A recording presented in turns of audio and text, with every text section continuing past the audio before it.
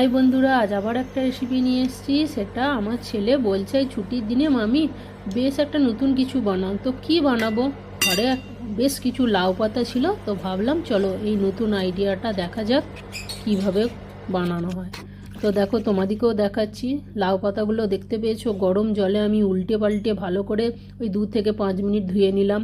মুসুর ডাল আগে থেকে ভিজিয়ে রেখেছি, এটাকে বেটে নিতে হবে। তো তার জন্য আমি এদিকে আদা, লঙ্কা আর গোটা জিরে দিয়ে ভালো করে পেস্ট করে নিয়েছি।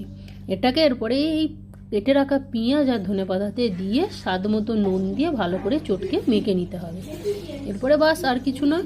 এরপরে ওই যে লাউ পাতাগুলোকে আমি জলে ধুয়ে রেখেছিলাম, সেই লাউ পাতাটার ওপরই এই মিশ্রণটা ভালোভাবে গোটা পাতাটায় লাগিয়ে নেবো, দিয়ে 2 সাইড থেকে মুড়ে দেবো। বাস একদম রেডি হয়ে যাবে।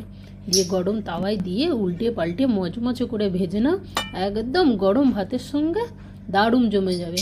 এর আগের দিনে আমার ছেলে তোমাদেরকে বলেছিল না যে এটা কি, নামটাও তোমরা বলো। তো যাই হোক, নামটা এরপরে অবশ্যই বুঝতে পেরেছো, লাউ পাতার বড়া। দারুণ খেতে লাগে, সত্যি বলছি। তোমরা পারলে অবশ্যই একবার ট্রাই করে দেখো।